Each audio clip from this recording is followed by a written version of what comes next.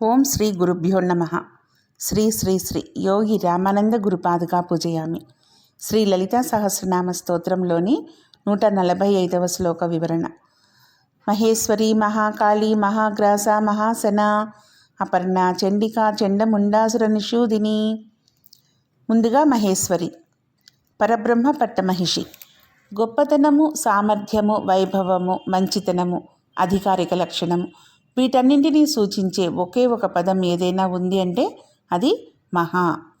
ఈ మహాలక్షణం ఎవరిలో సగుణాత్మకంగా రూపొంది దానిపై ఆమెకు ఆధిపత్యం ఉంటుందో ఆవిడే మహేశ్వరి. మహా అంటే చాలా గొప్పదైన ఈశ్వరి.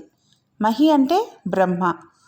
ఈ జగత్తును సృష్టించడానికి, వాటి స్థితికి లయకు కూడా కారకురాలు. ఆమెయే ప్రభవి. మహేశ్వరుని శక్తి మహేశ్వరి. ఈమెయే మంగళచండి అనబడుతోంది. ఇక్కడ పరమేశ్వరి సూర్య చంద్ర అగ్నుల స్వరూపమైంది, పంచభూతాల స్వరూపమైంది. కంటికి కనిపించేదంతా ఆమె, కనిపించింది కూడా ఆమెనే.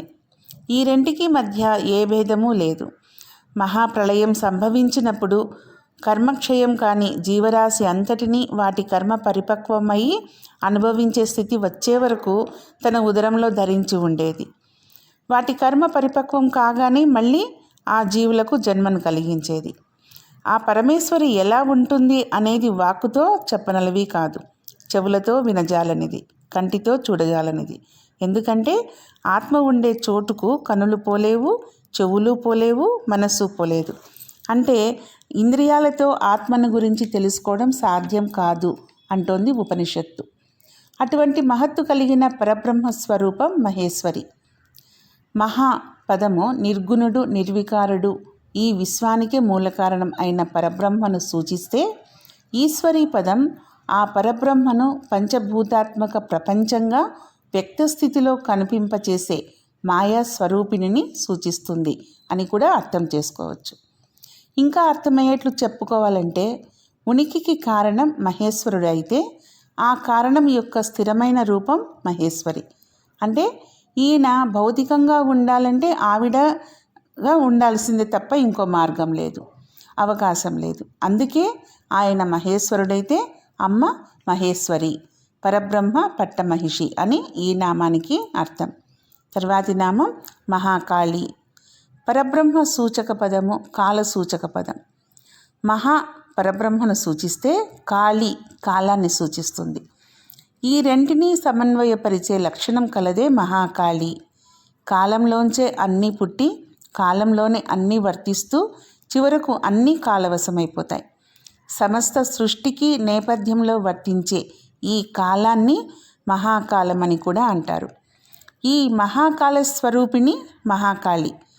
ఇంకొంచెం వివరంగా చెప్పుకోవాలంటే, బల్లపైన ఉండే క్లాత్ మీద వస్తువులుంటే ఆ క్లాత్ను లాగినప్పుడు వస్తువులు కదులుతున్నట్లుగా ఉంటాయి. కానీ వస్తువులు కదలడానికి కారణం బల్ల మీద క్లాత్ కదలడమే కదా. కాలం అంటే బల్ల మీద క్లాత్ లాంటిది అని జరిగే సన్నివేశాలు ఆ బల్లపై క్లాత్ మీద ఉన్న వస్తువుల్లాంటివన్నీ సమన్వయించుకోవాలి.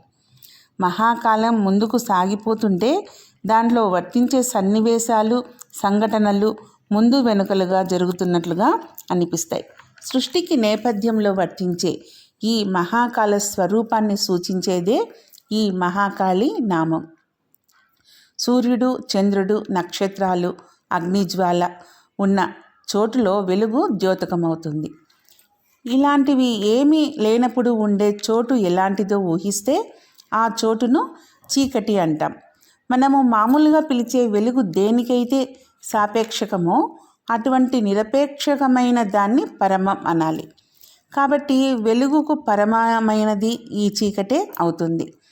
ఈ చీకటిని ఒక స్వరూపంగా ఊహిస్తే ఆ రూపాన్ని సూచించే అమ్మవారి నామం మహాకాళి. సంస్కృతంలో కాల, కాళి అనే పదాలు నలుపు రంగును సూచిస్తాయి. విశ్వ ప్రణాళిక యొక్క వరుస క్రమాన్ని మహాకాలమనాలి. స్థితులు, పరిస్థితుల యొక్క మార్పులను, కూర్పులను కాలంతో సమన్వయించుకొని అర్థం చేసుకుంటే కానీ మహాకాలం అంటే ఏమిటో సరిగా అవగాహన కాదు. స్వస్తిక్ ఈ మహాకాలానికి గుర్తు. HP బ్లావెట్స్కీ తను రాసిన గుప్త విద్య గ్రంథంలో ఈ స్వస్తిక్ను శివుని చేతిలోని డమరుకంగా సమన్వయించి వివరించింది. కాలం యొక్క నేపథ్యంలో ప్రపంచంలోని మూలకాల స్వభావ లక్షణాలను అధ్యారోపణ చేసుకుంటే కానీ ఈ మహాకాలం, మహాప్రపంచం అర్థం కావు. ఈ రెంటి సమన్వయ రూపాన్ని తెలిపే అమ్మవారి నామమే మహాకాళి. తర్వాతి నామం మహాగ్రాస. గొప్పదైన అన్న కవళం కలది అని. లోకంలోని ప్రతి జీవికి ఏదో ఒక రూపంలో ఆహారాన్ని అందిస్తుంది కాబట్టి మహాగ్రాస అనబడుతుంది. అన్ని జీవులకు ఒకే ఆహారం కాదు, భిన్నమైన ఆహార పదార్థాలు. జగత్తులో కనిపించే ప్రతి వస్తువు కూడా ఇంకొక దానికి ఆహారమే అవుతుంది. కొన్నిటికి శాకాహారం అయితే కొన్నింటికి మాంసాహారం. బలమైన జీవి బలహీనమైన దాన్ని ఆహారంగా తీసుకుంటుంది. ఇది ప్రకృతి సహజం. సృష్టి అంతా ఆ పరమేశ్వరిమయం కాబట్టి ఆమె మహాగ్రాస అనబడుతుంది. గ్రాసం అనే పదాన్ని సాధారణంగా పశువులు తినే ఆహారానికి వాడతారు. అసన అనే పదాన్ని మనుషులు తినే ఆహారానికి వాడతారు. ఎక్కువ నమలకుండా మృంగేదాన్ని గ్రాసమని, నమిలి తినేదాన్ని అసనమనే తేడాతో ఈ రెంటి భేదాన్ని అర్థం చేసుకోవచ్చు. సృష్టి ప్రక్రియలో బ్రహ్మాండాన్ని సృష్టిగా విస్తరింపచేసి ప్రళయకాలంలో బ్రహ్మాండాన్నే పెద్ద ముద్దను మృంగినట్లు మృంగి తనలో దాన్ని చెక్కు చెదరకుండా జాగ్రత్తగా విలీనం చేసుకునేది కాబట్టి అమ్మవారిని మహాగ్రాస అన్నారు. తర్వాతి నామం మహాసన, అంటే గొప్పదైన ఆహారం కలది. చరాచర జగత్తంతా పరమేశ్వర స్వరూపమే కాబట్టి పై నామంలో చెప్పినట్లుగా ఈ జగత్తులో ప్రతి వస్తువు ఇంకొక దానికి గ్రాసమే. విశ్వానికి ప్రతీక అయిన వైశ్యానరుడికి ఈ విశ్వమే ఆహారం. అందుకే పరమేశ్వరి మహాసన అనబడుతోంది. అనంతకోటి బ్రహ్మాండాలు అసనంగా కలది. ఏ పదార్థమైనా మృంగితే రుచి తెలియదన్నమాట, తింటేనే తెలుస్తుంది. మనం కూడా మామిడి పండు తింటూ ఉంటే తీపి, పులుపు అలాంటి అనుభూతి కలుగుతుంది. అమ్మవారు అలాంటి అనుభూతిని కలగజేసే తినుబండారంగా ఈ ప్రపంచాన్ని సృష్టించింది. ప్రపంచాన్ని అలా అనుభూతిపరంగా అర్థం చేసుకోవాలి కూడా. సమస్త ప్రపంచం అనే తినుబండారాన్ని సృష్టిగా ఇచ్చి ఆ సృష్టి స్వరూపంగా ఉన్న అమ్మవారిని మహాసన అని కూడా చెప్పవచ్చు. తర్వాతి నామం అపర్ణ. వర్ణభక్షణం కూడా, అంటే వర్ణములంటే ఇక్కడ ఆకులని అర్థం చేసుకోవాలన్నమాట. ఆ విధంగా వర్ణభక్షణం కూడా చేయకుండా శివునికై తపస్సు చేసింది అని అర్థం అన్నమాట. ఈ విధంగా ఆకులు కూడా తినకుండా శివునికై తపస్సు చేసిన రూపంలో ఉన్న అమ్మవారిని అపర్ణ అంటారు. అమ్మవారు ప్రకృతి స్వరూపిణి. కాలానుగుణంగా ఈ ప్రకృతి మారుతూ ఉంటుంది కదా. అలాగే శిశిర ఋతువులో చెట్ల ఆకులు ముదిరి ఎండి నేలకు రాలిపోతాయి. చెట్లకు ఆకులు లేకుండా ఉన్న ఈ శిశిర ఋతువు లక్షణాన్ని తెలిపే అమ్మవారిని అపర్ణ అనవచ్చు. ఈ పదం అపర్ణ అనే ఈ పదం ఎలా వచ్చింది అంటే జయ, జయం, అప ప్లస్ జయం, అపజయం ఇత్యాది జంట మాటల్లో మొదటి పదానికి ముందు అప కలిపితే వచ్చే రెండవ పదం మొదటి పదం యొక్క అర్థానికి వ్యతిరేక అర్థాన్ని సూచిస్తుంది. ఇదే పద్ధతిలో రుణం అన్న పదానికి ముందు అప కలిపితే అపరుణం అవుతుంది. అపరుణం అంటే రుణం లేకపోవడము అనే అర్థం వస్తుంది కదా. ఈ అపరుణం అనే పదము అమ్మవారి ఈ అపర్ణ నామంలో ఉన్నట్లుగా భావించి రుణగ్రస్తులైన వారు ఈ నామాన్ని అపర్ణాయై నమః అని సంపుటి చేసి జపిస్తే వాళ్ళ అప్పులన్నీ తీరుతాయి అని చెప్తున్నారు. అప్పులన్నీ తీరుతాయి అంటే వాళ్ళు వరుసగా అప్పులు చేసుకుంటూ పోతే ప్రతిరోజు అపర్ణాయై నమః అని జపిస్తూ ఉంటే అమ్మవారు వాళ్ళ అప్పులన్నీ తీరుస్తుందని అర్థం చేసుకుంటే ఇంకా ప్రతివారు కూడా ఈ సులువైన మార్గాన్ని అనుసరిస్తారు కదా. అది కాదు ఇక్కడ. తాను పడ్డ కష్టానికి ప్రతిఫలంగా వచ్చిన దాన్ని స్వీకరించి వచ్చిన దాంతో సరిపెట్టుకొని సర్దుబాటు చేసుకోవాలి అనే మానసికమైన మార్పు తీసుకువస్తుంది అమ్మవారు. అంటే అప్పులు చేద్దాం అనే సంకల్పాన్ని తుదముట్టించి శాశ్వత పరిష్కారాన్ని సూచిస్తుందనే విధంగా ఈ నామాన్ని అర్థం చేసుకోవాలి. తర్వాతి నామం చండిక. భయంకరమైన స్వరూపం కలది. అన్ని విషయాల్లోనూ ఆధిపత్యం కలిగి సృష్టిలోని సర్వదేవ రాక్షస యక్ష కిన్నర కింపురుష మానవాదులందరూ తమ తమ విద్యుత్ ధర్మాలను బాధ్యతలను నిర్వహించకపోతే తగిన విధంగా శిక్షిస్తుందేమోననే విధంగా ఉండే పరాక్రమంతోనూ ప్రచండ రూపంతోనూ ఉండే అమ్మవారి ఒక స్వరూపమే చండిక అంటున్నారు. మనలో భయం అనే లక్షణం సమసిపోవడానికి ఉపాసించవలసిన అమ్మవారి దేవతా రూపం ఇదే అన్నమాట, చండిక. ఇలాగే దుఃఖము, కోపము, కామము, ఆశ, నిరాశ ఈ 5 లక్షణాలతో కూడా ప్రతి వారికి ఉంటాయి. ఈ లక్షణాలన్నీ అందరికీ ఉంటాయి. భయంతో కలిపి ఈ 6 షడూర్ములు అంటారట. వీటి స్థావరాలు ప్రతి వారి శరీరంలోనూ ఉంటాయి. ఈ స్థానాల నుండే శక్తి కూడా వెలువడుతుంది. ఈ షడూర్ములు అనే నిర్గమ మార్గాలను స్పృశించి కానీ శక్తి బయటకు వెలువడదు. పరమేశ్వరి యొక్క రూప విశేషము చండిక.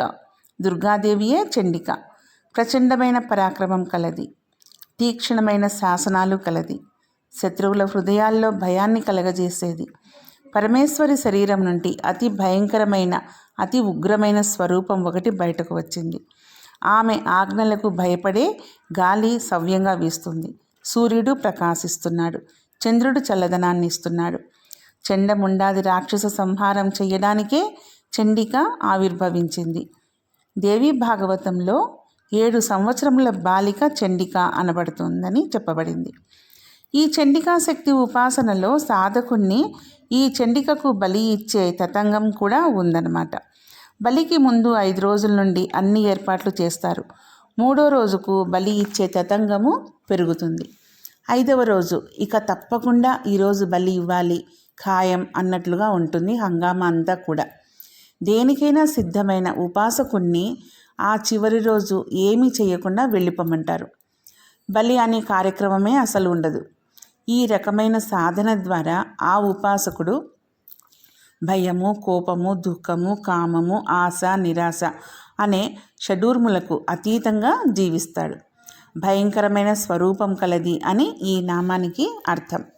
తర్వాతి నామం చండముండాసుర నిషూదిని.